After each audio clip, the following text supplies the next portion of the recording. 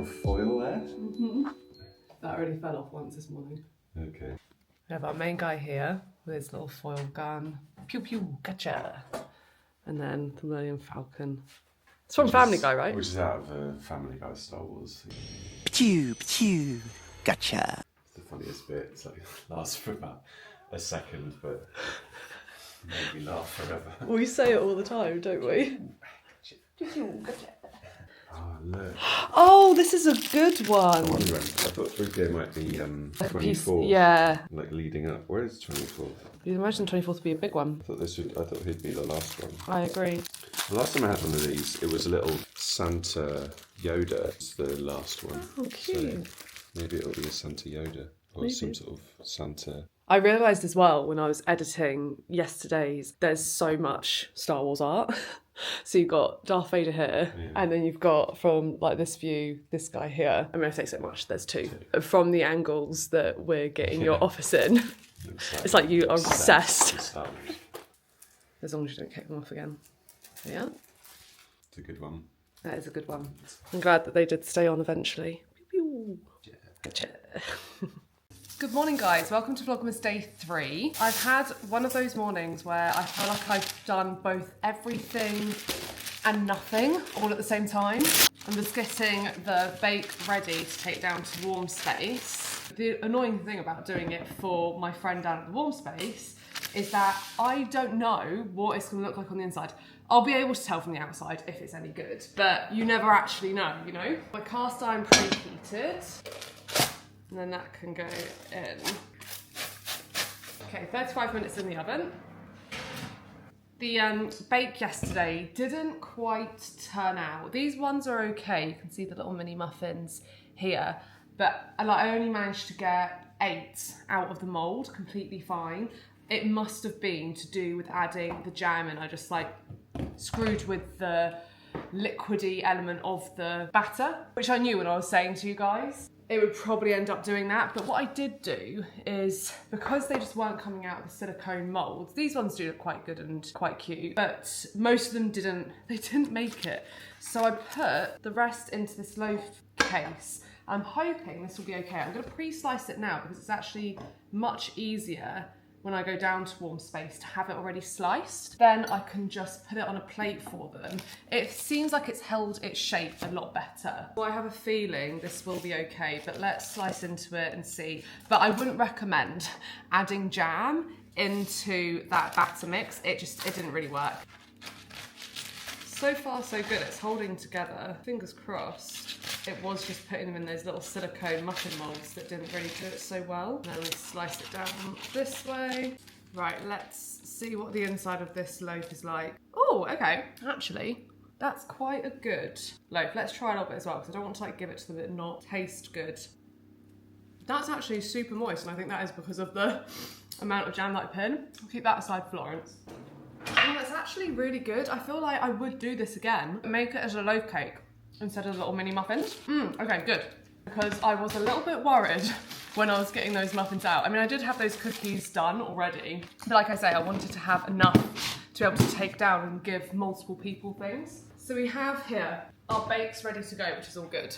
Whilst that bread bakes, I'm gonna do a little bit of breakfast. I've got some leftover curry here. It's like spinach and tofu, I think it is. Yeah, like spinach and tofu curry. I am such a savoury breakfast person. Actually, I would choose to have curry or rice. I do love eggs in the morning a lot, but I'm really happy to eat. Hold on.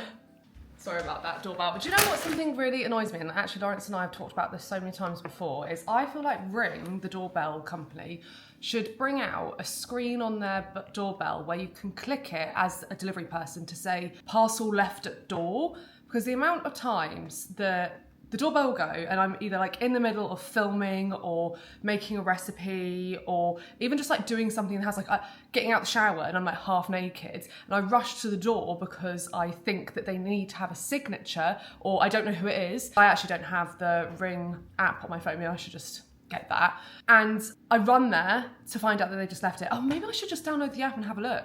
But I guess there's just so many times where they will be waiting. By the time that you like open the app on your phone, it's loaded, they could have walked away. Like it's quicker for you to like go there and see if they need you. Anyway, I think there's something there in terms of getting the actual ring. There'd be different rings based on if you need to go to the door to sign something or not.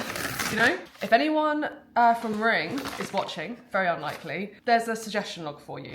Let's see what this is actually. Oh yeah, but as I was saying, I could happily eat curry, you know me, and things like crispy chili oil, soy sauce. I just love those kind of flavours, and I can have that for like breakfast, lunch and dinner. So whenever I have something like leftover curry, I actually get more excited to have it for breakfast than I do when I'm making it for the actual meal.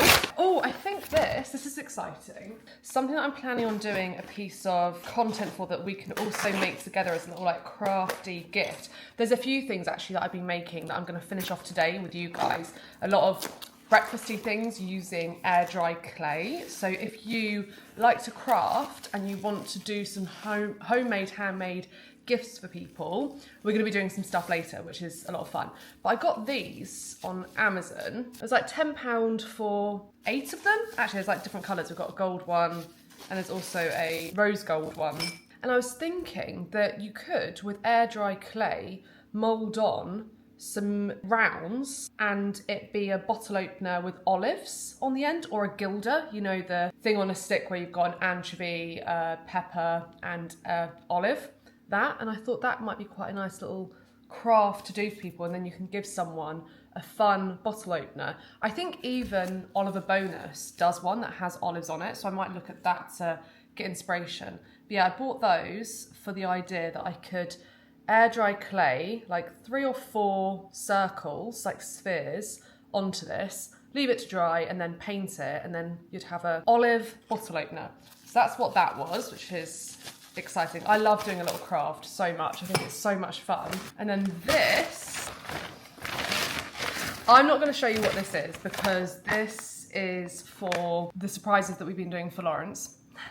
And I want it to be a surprise for you guys as well. So that, you're gonna have to wait. Maybe tomorrow you'll see that. Breakfast, let's get on and do that. So I've been using the Tom Kerridge stainless steel pans. Full disclosure, I was sent a load of stuff for the range, and I actually went out and bought the frying pans because I was enjoying the other bits. Like that saute pan that we were using yesterday, that was very kindly gifted to me by the M&S team. But this one, I decided to go out and buy it. I've heard such mixed things about stainless steel. I think the main thing is that it's a natural non-stick if you get the temperature correct. When you go for coated ones, they just never last. I have gone through so many sets of coated non-stick pans because they're just not built to last. It's just not in the thing. If you ever had like the Our Place pan, it just does not stay non-stick. Even like any of them, they don't. So apparently stainless steel is a lot better because it doesn't do that. You do have to play around with getting the temperature right. I think that if you're not really into cooking, it's not for you. But if you do really like cooking, you like trial and error, you want to challenge yourself, I think it's worth giving it a go. I'm still working it out, and if I'm also completely honest, I don't think I'm ever going to be using it in a way of never using butter or oil to release the stick of it. I know a lot of people will go to stainless steel so that they can literally cook without any butter, any oil. I love butter and oil. I'm always going to be putting a knob of butter into my frying pan when I'm making an omelette. I did that with my non-sticks. I just love butter. I always will. I love butter in an omelette. So I do feel like there's that. I also feel like we are going to get to a point where we can really perfect doing an omelette in a stainless steel with as little butter as like needed really. But again, like I say, I love it, so I'm always going to be putting a healthy amount in. So I'm going to go in with, I had some leftover eggs there from an egg wash that I did. I'm going to add 2 more eggs into this. If I ever have as well leftover egg whites, I get asked that a few times actually when I make for any of my recipes what I do with the leftover egg whites that I have, or if I make custard and I have leftover egg whites. I personally will always add them into an omelette. It's my breakfast of choice, having an omelette. So for me, I just add like a drizzle in when I'm doing it, and then you can just use up your egg whites that way. Or like making a frittata, you know, adding it in. Really whisk that up. I'm actually going to heat the curry up in the microwave as well. Okay, so the heat is the main thing, and all of my induction hob rings have different levels of heat to them. I feel like this one gets really hot. It's got like like voltage, that's what I mean. They have different voltages to them. This one gets really hot, this one gets really hot. I feel like this could be a good one because this one never seems to get that hot. So we'll try it on this ring here. And apparently you need to get it up quite hot first. By the way, I hope you were wanting a stainless steel tutorial. It's not even a tutorial, just us working it out together because that's what you're currently getting. You need to get it nice and hot. So I've got it on level 7 on the induction hob. To see if it's hot enough, we put a splash of water in it. If the water just burns off, it's too hot. What you want to see is the beads of water like dancing around and not burning off too much. So fingers crossed. Yeah, I think this is actually the perfect temperature. So you can see here, this bead of water is just dancing on the surface. If I was to do more, it might even start to be getting too hot now. So when it starts, you want it to like just dance properly like this one. I'm actually going to turn it down to a 4 because once you get it to that heat, you take it back down and then that's when you can add your butter and go in with a knob of butter into the pan, off the heat completely. Then I'm going to go in with my omelette mix, back on that gentle heat, and then I just drag the edges of the egg in to give a nice little like rippled omelette texture. We'll do a sprinkling of cheese. You don't want to add too early on salt and pepper to your egg because it starts to break down the proteins in it, which can sometimes be good because it loosens the egg mix a little bit, or just basically make the egg mix a little bit thinner, which can sometimes be useful. But when you're making an omelette, you want that structure to stay strong so that it holds its shape when you're flipping it and rolling it. Although actually, you know, don't ever flip an omelette, you just roll it up, which we'll do in a second. So we've got some mozzarella and cheddar. And I am gonna put a pinch of salt because we've got the cheese barrier and also the middle of the omelette's quite nicely cooked already. And some pepper there. I'm gonna take the temperature up a little bit to 6. I tell you what though, it does make you feel very chefy when you do nail the technique. And also, they are a really good price point. I haven't actually looked into getting a stainless steel before, but I know that they're not like super cheap. The Nisbet's Vogue range is apparently really good as well because that's what a lot of chefs use. But this pan here, I think this was something like £28. The big frying pan was like £38, which I think for a frying pan, considering also that it's copper and stainless steel, is quite good value. Okay, so like I say, you never flip an omelette, you just roll it up. So run your spoon around the edge. And I always like to do it at this point when it's still a little bit runny because you can continue to cook it. So you have it like that. I think that's pretty good. Do you think so? Yeah, why? Because it's with the stainless steel pan. Oh, okay. You know? Lawrence isn't convinced. Get used to them. Just a temperature thing. Yeah. You need to like get the little beads dancing on the top. It's quite one colour dimensional. You should have put it, if you've got a different colour plate. Yeah, it should have gone on the maroon one.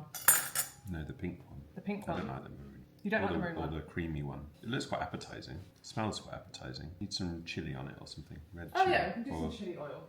some chilli oil. Or some sriracha or something. No, we'll do some chilli oil. We got a thumbs up as well from Lawrence on the bowls that we got from La Rudette. And actually, when I looked at the description, they do actually say salad bowls. That makes a lot of sense. If you're after... Oh, I put them here, by the way. I feel like this works. Yeah. So, if you're after... And they're on sale at the moment. They're like 24 quid. I think that's pretty good for that. If you need a new serving bowl for Christmas, I do feel like that filled with potatoes on your Christmas spread, or Brussels sprouts, whatever, would be really good. So they have been approved and they now have a space in the cupboard. I'm gonna eat this. Bread's all baked as well. I am running late now to go to Warm Space. I try and go there before they have lunch because otherwise they're just gonna be busy trying to serve up lunch. And I feel like I'm going to be getting there pretty much as they're serving lunch. What a beautiful day, especially after Monday being so grey and rainy. Yesterday was gorgeous, today is so nice. But look at that sky.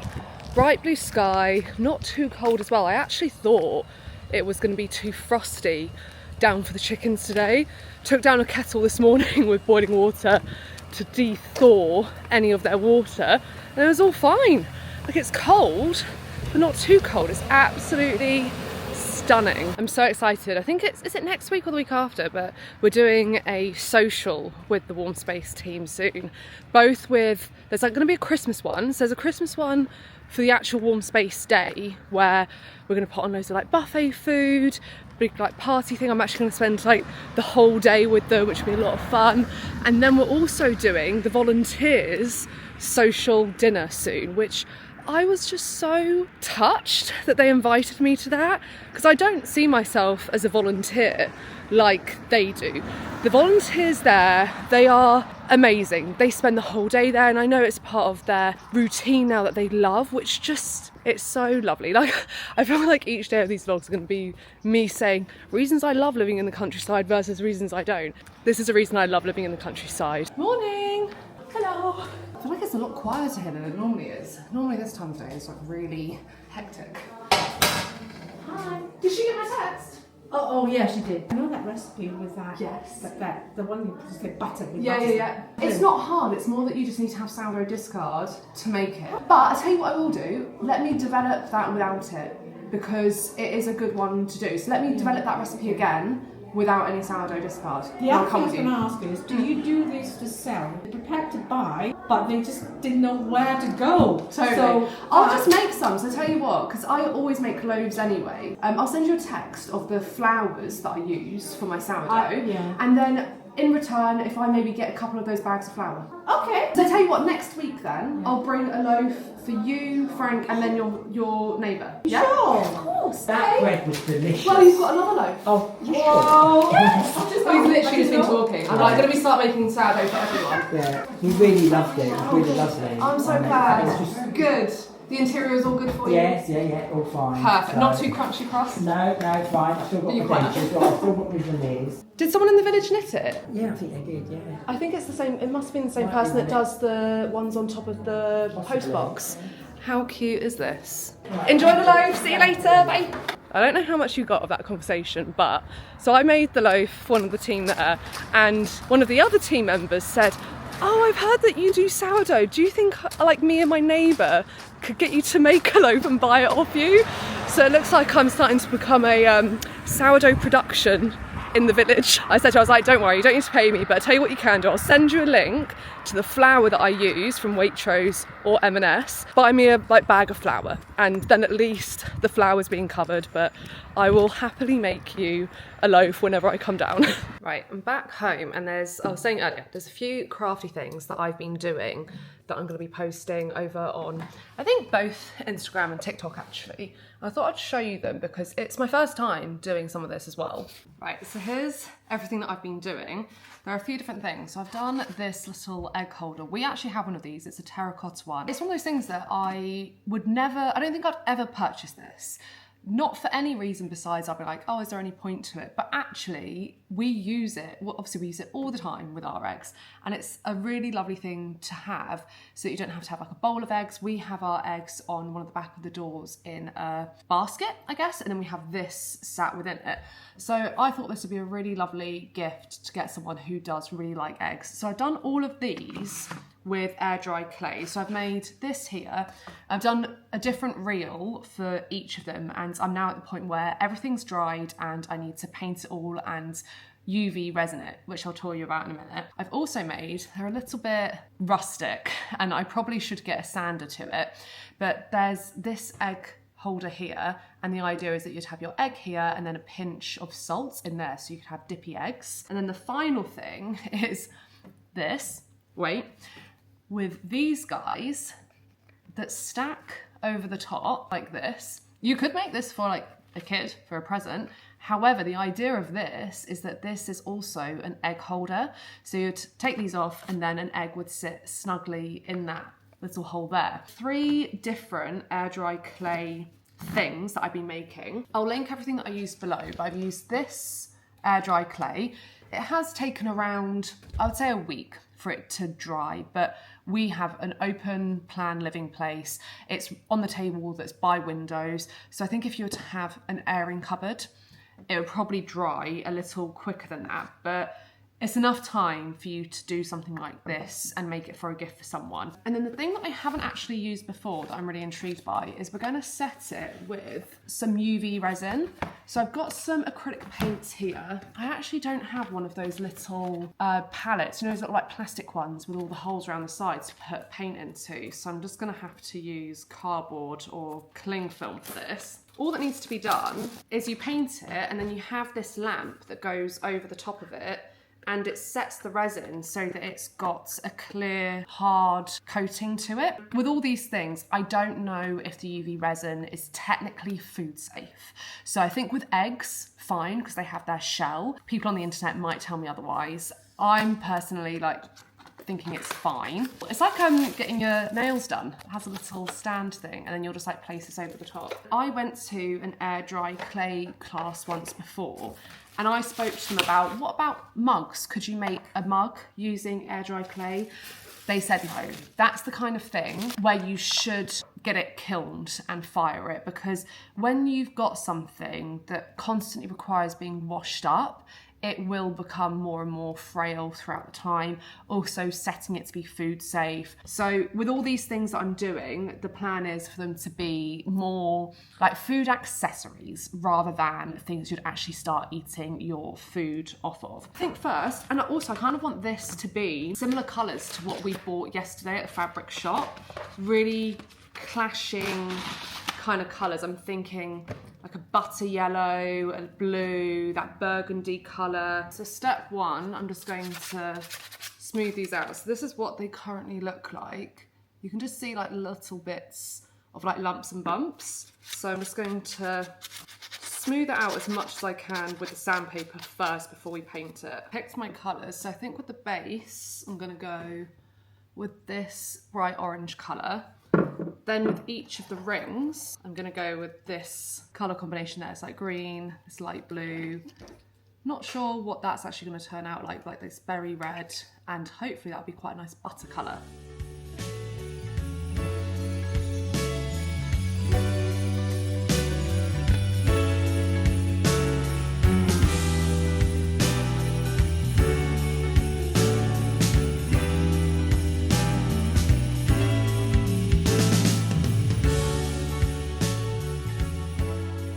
They're all painted, so I'm just going to leave those to dry for a little bit before we go in with the UV resin. Right, I've got the UV resin here.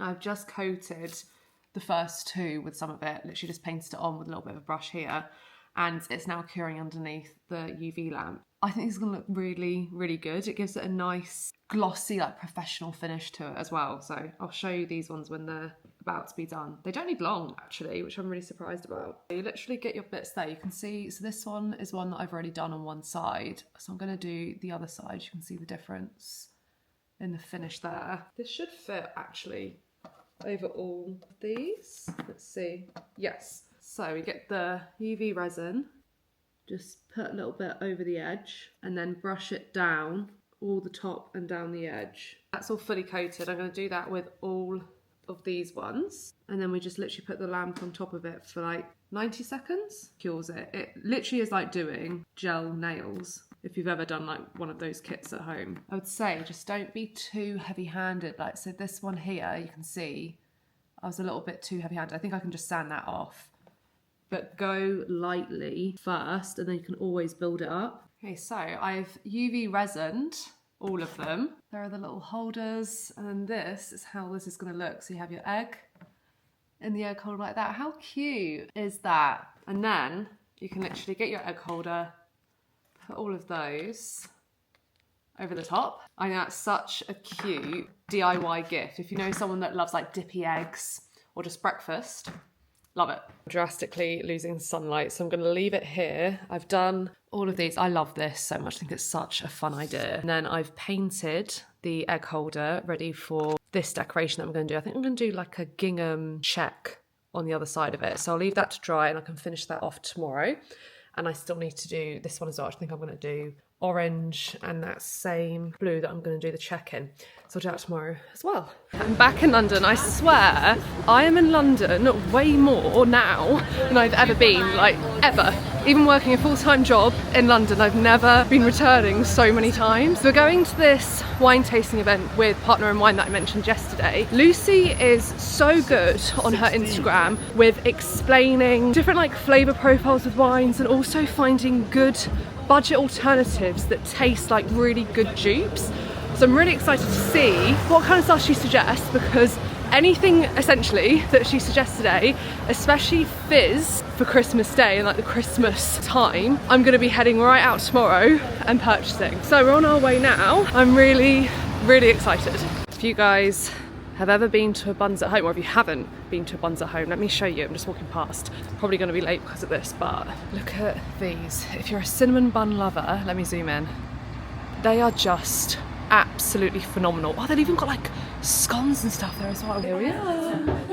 This looks so cute. Look at this. Hi. I'm not going to talk for long because I feel like when I come to wine tastings and people give me like a real long jargon on what wines taste like and I don't have a glass in front of me, I'm like, oh, cool. But thanks all for coming. I do quite a lot of these events in the summer. Just go for little wine walks. If you ever see them pop up in the summer, feel free to come along. We'll bring snacks and whatnot and then just have a nice time with glasses of wine and tasting and learning new things. So we're starting off with this Vouvray, sparkling Vouvray. Sparkling Vouvray is quite an interesting style of wine in that you won't find it in the supermarkets, but it is in the Loire Valley, but it uses Chenin Blanc, and you can get a lot of different styles of Vouvray, from sparkling to kind of more acidic. And these are all perfect for Christmas. This is like a really refreshing sip, like first on the palate, that's what I get, lots of orchard fruit, a nice acidity, and then you kind of have this like toastiness that comes through afterwards. This particular Vouvray Brut, you can't find it anywhere else because we bring it in. So this is a Chacolina. Usually a very light wine, very sort of thirst quenching, high in acidity. So the Chacolina and the grape that makes the Chacolina is called the Hondarabi. They're local varieties to the Basque Country. You don't really get it anywhere else. Chacolina is very fresh, sort of a zesty. It's one that you can drink like a whole bottle to yourself. And it's quite light as well. The grapes get more development. They're a bit richer. And so this style of Chacolina is also aged on lees for about 5 months. It'd be nice with an appetizer or even with turkey. Amazing. Thank you so much. So this is our last wine. Sad. Yeah. This is what I would say is like Christmas in a glass, and this is like just got so many lovely, like comforting Christmas flavours: stewed plum, baking spices. We had some Christmas tasting. We served some mince pies, and we served different wines, and we asked all the guests to vote on which wine paired the best with mince pie, and it was this wine. This was the one, overwhelmingly the one. The wine is called Cadirajo, and they make a lot of Prosecco. So you get quite a lot of spiciness from the oak, you get some of that richness, but you also get that sort of the dried fruits and the stewed plums, etc. Lawrence is picking me up from the station, and I can guarantee you he's brought Oishi in the front seat. He just loves to do it. Hello, Oishi! Hey, babes. Hello. Hello, Oishi! Hello! How's your evening been with the man one, Oishi? Back home, I'll show you a couple of bits, and Lawrence as well, because he's a, that I got. I got 2 of the wines that we had tonight. This guy. It's a blend of Merlot, Cab Sav, and another grape. So I got one for us, and then I got one for my dad to have at Christmas Day, and then one for Lawrence's dad for Christmas, because I think he'll find it really interesting, and he likes the Cab Sav, doesn't he? So, Christmas present for Lawrence's dad. And then I got 2 of the sparklings that we had. It was really nice. It's really like light, crisp one, elderflowery, quite brut. So I got 2 of those, one for us and one to give to your dad for Christmas. This one here as well, which is a very nice one. But I don't think you can get this anywhere else besides that wine shop in Balham, which I'll link below. So if you live near to Balham and you want to try this, you can go there. And then Lucy very kindly has given me a gift as well, which is very sweet of her. I actually laugh because when I was walking up the tube steps with all these bags, I was carrying them, and I noticed in the bag, the gift bag that Lucy gave me, there was an empty dash can in there that she must have put in there as a thing that she was drinking, and she'd just forgotten to take it out. So I was carrying around her dash bottle. Oh, this. Have you heard this? It looks Polish. I don't know. Maybe Where's it she'll from? write something on it. Sparkling wine, Western Cape. South Africa. South Africa, yeah. Oh, dear Hope, I love watching your baking recipes. So here is the perfect pairing. A hard to find South African sparkling, her favourite. Perfect for chocolate, orange cookies, gingerbread, citrus, panettone or Xmas pud. How nice. And then she's written like what all the tasting notes are as well. So this would be very good to go with a dessert if you ever see that. That's so sweet of her. How nice. Lovely evening. I love going to those things and being able to support Lucy and what she does is really nice. I was speaking to her actually about maybe we should try and do a food and wine pairing at some point. So stay tuned. In summer, we might do something like that where we do I think I've included this in the vlog that she was saying about in summer she does these like walks and picnics. Potentially we could do a walk, picnic, snack combination. I think that'd be really nice. A walknick. Is that a thing? I'll sign off the vlog here. Thank you so much for joining on another one. We'll see you tomorrow for Vlogmas Day 4. Bye.